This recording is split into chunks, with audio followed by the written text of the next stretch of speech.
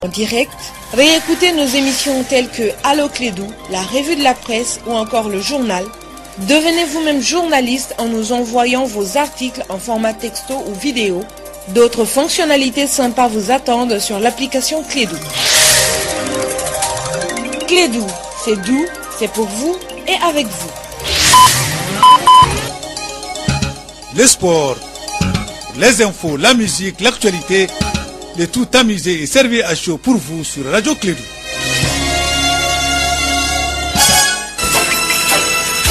Radio Clédou, le journal avec Sotelma Malitel. Mesdames et messieurs, fidèles auditeurs, à une condition que soit matinale, très heureux de vous retrouver. On vous dit bonjour et bienvenue, bonjour et bon réveil, bonne prière et surtout un très bon vendredi. Un vendredi correspond au premier jour du mois de février, le deuxième mois de l'année. Mesdames et messieurs, voici pour vous l'heure du journal. Il est 7h30 en temps universel. Il s'appelle Bakary Sekou Cissé. Bakary, bonjour et bienvenue. Nous sommes au 1er février ce matin. Oui, aujourd'hui, nous sommes le vendredi 1er février 2019. Et bienvenue à cette édition, la première de Clédou Info. Dans ce journal, nous allons recevoir tout à l'heure Dramane Diarra. Il est le procureur de la République auprès du tribunal des grandes instances de la commune du Bamako. Il sera interrogé par Etienne Niaré par rapport au phénomène actuel, c'est-à-dire la cruauté et sur les réseaux sociaux. Que dit la loi par rapport à ces phénomènes? Dans un instant, donc le procureur va nous donner les détails. Et puis sur un autre plan, Ali Frandiaï va développer ce qu'on appelle les concepts Blomba School. Blomba School, c'est quoi? Le concept sera expliqué par Ali Frandiaï dans cette édition. Il sera interrogé par Kassim Traoré. Et sur le plan international, organisations et acteurs de la société civile dénoncent des nominations qui ont été faites et des décisions qui ont été prises à quelques jours de la fin du mandat de Joseph Kabila. Certains d'entre eux pourraient donc avoir été taillés sur mesure au profit des anciens membres du gouvernement et de l'entourage de Joseph Kabila. Et puis on en parle du Brexit, cette sortie de l'Angleterre de l'Union européenne continue d'animer en tout cas les débats en Europe et sur toutes les grandes chaînes d'information. Quelles sont les conséquences de cette sortie sur l'économie de ces pays? Pour répondre à cette question, nous recevons ce matin comme invité Khalil Dembélé du Centre de recherche et d'analyse politique, économique et sociale du Mali. Il sera interrogé par Assa Diawara. C'est le titre de ce journal. Le développement dans un instant avec Bakary Cissé.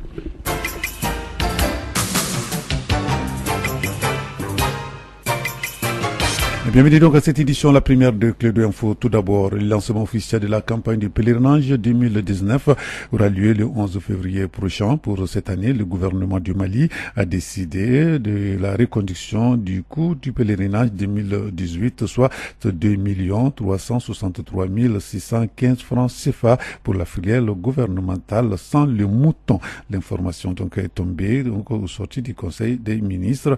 Voilà, c'était le mercredi dernier. Un conseil des ministres qui était présidé par le président de la République, Ibrahim Boubacar Keïta. Je le disais dans les titres, chaque jour nous assistons à travers les réseaux sociaux des scènes de cruauté. Les gens se rendent justice même alors que l'atteinte à la vie d'une personne est punie par la loi malienne. Cette peine, en tout cas, peut aller de 5 ans d'emprisonnement jusqu'à la peine de mort. Des éclairages ici avec Dramane Diarra. Il est le procureur de la République auprès du tribunal des grandes instances de la commune 4 du district de Bamako. Il est interrogé par Etienne Niaré.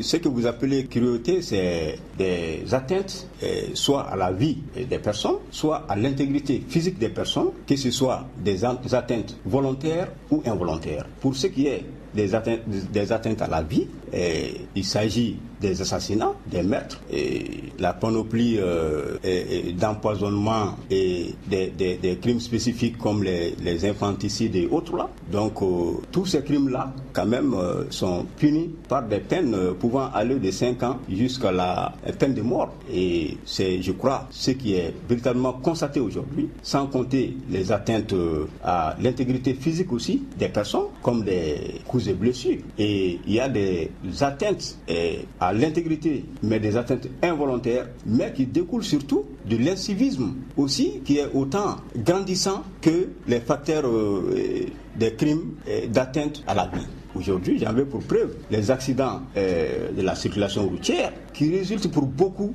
de l'incivisme du citoyen. Donc, et là, les peines sont généralement délictuelles pour les cas d'homicide involontaire ou les cas de blessures involontaires.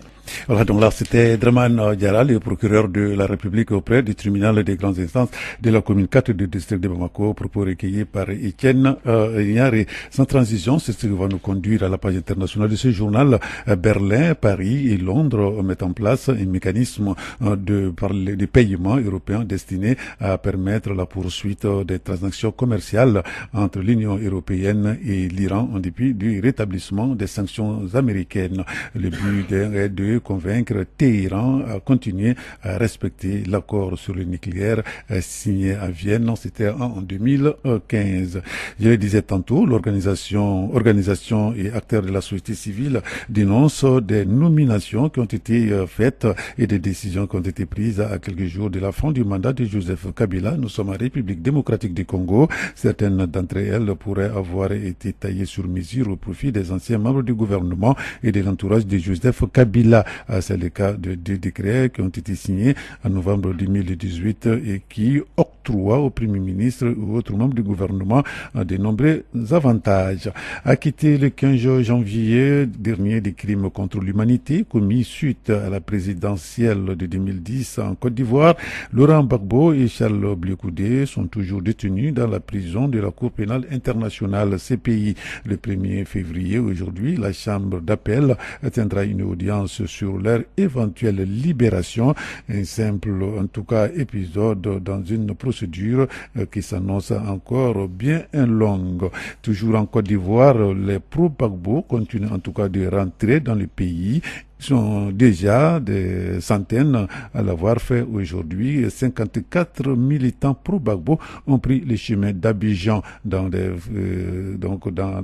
flèches retournées. Je veux dire, se trouvent donc des proches de l'ancien président, dont deux des ex-ministres de Laurent Gbagbo, qui étaient donc en exil cette fois-ci au Ghana. Et malgré beaucoup de retard, donc des sympathisants du FPI les attendent avec ferveur, en tout cas dans la capitale ivoirienne. Au Burkina Faso, des attaques djihadistes ont eu lieu en 2 jours, mercredi soir, donc un poste militaire à Kopembinga, donc vers Pama, dans l'est du pays, a été assailli par un groupe terroriste. Le bilan définitif est encore en cours. Un soldat serait blessé et d'autres disparus. 2 jours plus tôt, donc à Nazumbu, dans le nord du pays, vers la frontière malienne, cette fois-ci, une position militaire était également attaquée par des hommes armés. Bilan 4 morts et une dizaine de blessés. Les 2 attaques se sont déroulées donc de la même manière, mais pour le moment, donc les 2 attaques n'ont pas été revendiquées.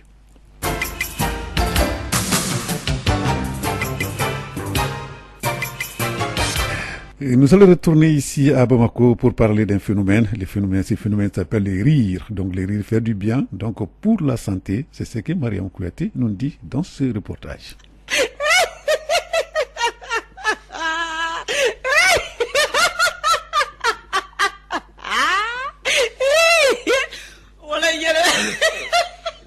Eh oui, osez rire, c'est un signe de bonne santé. Cela peut vous sembler étonnant, mais véridique. Le rire a bien et belle des vertus sur la santé. Il est donc important pour un être humain de rire. Selon les médecins, pour rester jeune et beau, osez rire. Le rire, c'est tout d'abord un anti-stress, réducteur d'anxiété, d'insomnie et de dépression. Le rire permet également de mieux résister au cancer. Il réduit les risques de maladies cardiovasculaires, améliore la circulation du sang. Il est aussi un réducteur de douleur. Il nous aide à mieux digérer un gros repas, même si on ne s'en rend pas forcément compte. Le rire, c'est aussi un exercice physique. Alors, vous qui cherchiez à faire vos 30 minutes de sport par jour, riez plus. Au-delà de la santé, il est aussi un excellent moyen de confiance en soi et d'être positif. Car si vous arrivez à rire en public et à vous affranchir de vos inhibitions, alors vous prendrez confiance en vous et vous deviendrez plus sociable et de bonne humeur, car le rire abat les barrières. Et vous riez souvent?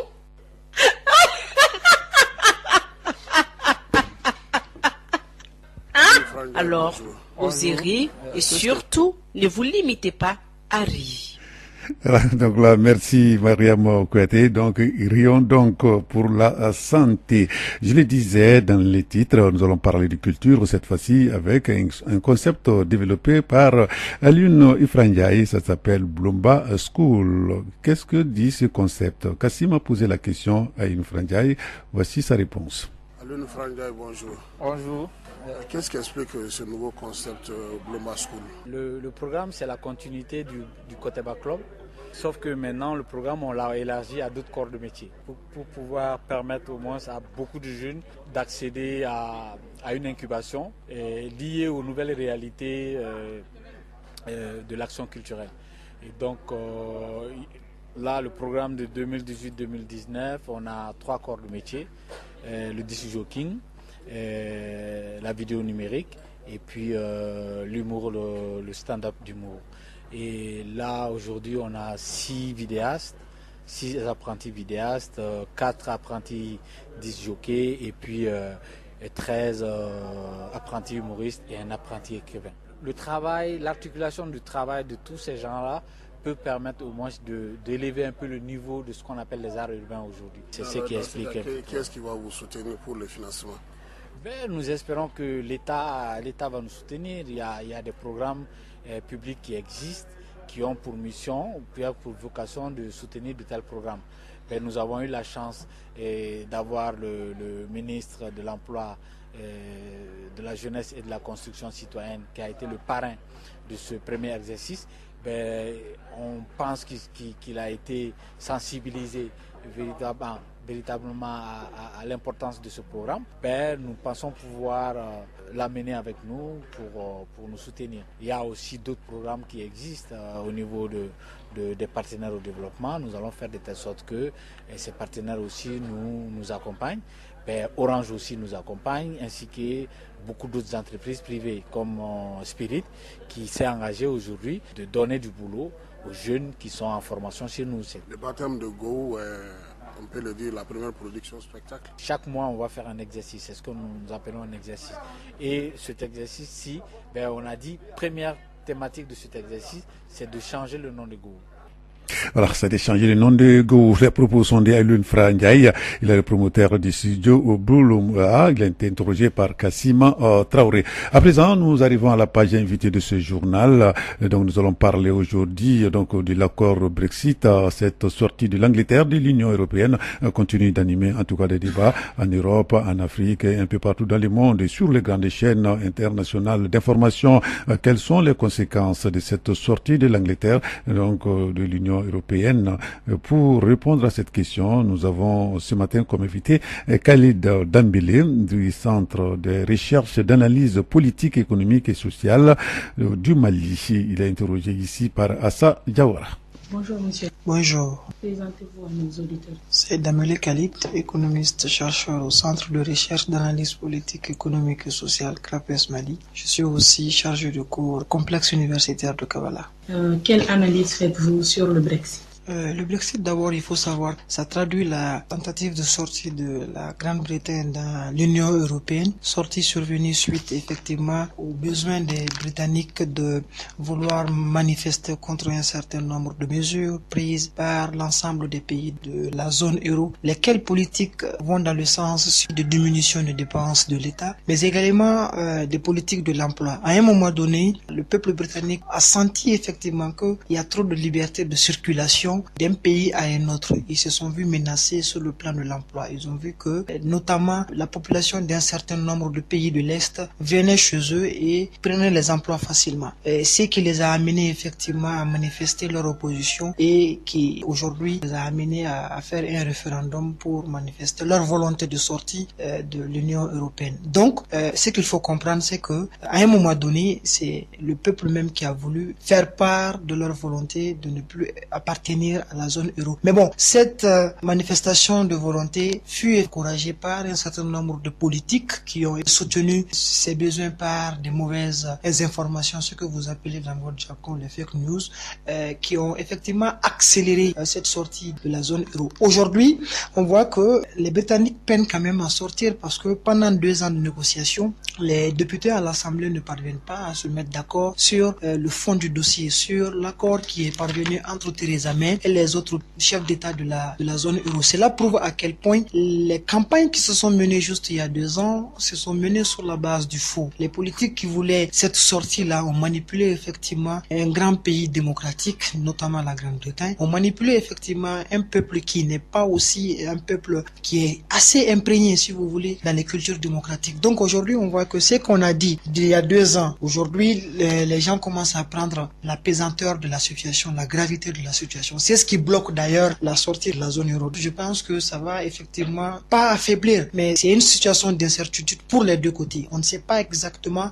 qu'est-ce qui va se passer en cas d'un non-accord, parce que c'est effectivement la voie qui se chemine maintenant. Il y a beaucoup d'éléments qui nous montrent que, à travers l'évolution auquel on assiste, il risque de ne pas avoir d'accord. Autrement dit, une sortie sans accord avec les 27 autres pays. Une sortie sans accord suppose que la Grande-Bretagne ne va plus bénéficier de la place unique financière à l'Europe. Ça, c'est un. De deux, ils vont plus bénéficier des tarifs supprimés, parce que quand vous êtes dans une union économique, les pays suppriment entre eux les barrières douanières et non tarifaires. La Grande-Bretagne ne pourra plus bénéficier de cela. S'ils sortent aussi, les Britanniques qui se trouvent dans les autres pays de l'Union européenne ne vont plus effectivement bénéficier d'une libre circulation. Cela veut dire qu'ils seront appelés à confectionner des cartes d'identité, des cartes de séjour. Donc cette sortie, je pense que d'abord pour les Britanniques, démontre encore une fois l'incertitude qui plane. Parce que encore une fois, s'ils sortent, les entreprises qui sont en Grande-Bretagne vont vouloir déménager dans les autres pays de l'Europe. En déménageant, ils vont détruire des emplois. En détruisant de l'emploi, le taux de chômage va augmenter. Quand le taux de chômage augmente, cela ne va pas favoriser à décrisper le front social. Donc, il y a un certain nombre d'éléments d'incertitude vis-à-vis même des Britanniques. Quand on revient effectivement au niveau des 27 autres pays, il faut reconnaître aussi que la Grande-Bretagne est une puissance économique. Ils ont la même population comme la France, à peu près les mêmes PIB aussi comme la France. Donc, c'est pas une économie à négliger. L'une des places financières les plus importantes au monde. Donc, cette sortie aussi va pénaliser les autres 27 autres pays. Pourquoi? Parce que une puissance économique veut dire que il y a quand même des petites économies qui dépendent de toi. Donc, ces économies plutôt qui dépendent de la Grande-Bretagne vont se retrouver dans une situation, si vous voulez, aussi d'incertitude. Donc, c'est une sortie qui, en soi, pour le moment, c'est difficile de prédire quelque chose de bon, quelque chose de, si vous voulez, de promoteur, parce qu'aujourd'hui, ni pour les 27 autres pays, ni pour la Grande-Bretagne, ça semble dessiner une chose de plus concret. Alors, quelles conséquences économiques du Brexit sur l'Union européenne? Oui, c'est ce que je disais tantôt. La conséquence, c'est qu'aujourd'hui, il ne faut pas négliger la Grande-Bretagne. L'Angleterre est une puissance économique au sein même de l'Union européenne. Après l'Allemagne, s'ils discutent la seconde place avec la France, c'est à peu près la même croissance économique, c'est à peu près la même population, les mêmes capacités de production. Donc, c'est une puissance quand même qui quitte. Et en termes même de contribution, parce que l'Union fonctionne sur la base d'un ensemble de dépenses, lesquelles dépenses sont partagées entre les 27 pays. Les gros contributeurs, c'est effectivement la France, c'est l'Allemagne, c'est la Grande-Bretagne, c'est l'Italie. Donc, une sortie de la Grande-Bretagne, l'Union européenne verra son budget global diminuer parce que leur contribution d'année en année sera supprimée. Mais au-delà, c'est ce que je disais, la situation actuelle de la configuration même de la zone économique de l'Union, cela démontre que c'est une économie qui n'est pas à négliger, qui crée beaucoup beaucoup d'emplois au profit même des 27 autres pays. Donc une sortie, encore une fois, comme je l'ai dit, est une incertitude en même temps pour les Britanniques, mais aussi pour les 27 autres pays, parce que la Grande-Bretagne, avant tout, est une puissance économique. Alors, donc la Grande-Bretagne est une puissance économique. La proposition de Khalil Damele du Centre de recherche d'analyse politique, économique et sociale, CRAPES Mali. Il est interrogé par Assa Diawara. Ce qui m'a fait en cette édition, la première de Clé d'Info. Merci de l'avoir suivi. Restez avec nous dans un instant. La rubrique Elect sur notre antenne. Radio Clédou, le journal avec Sotelma Malitel.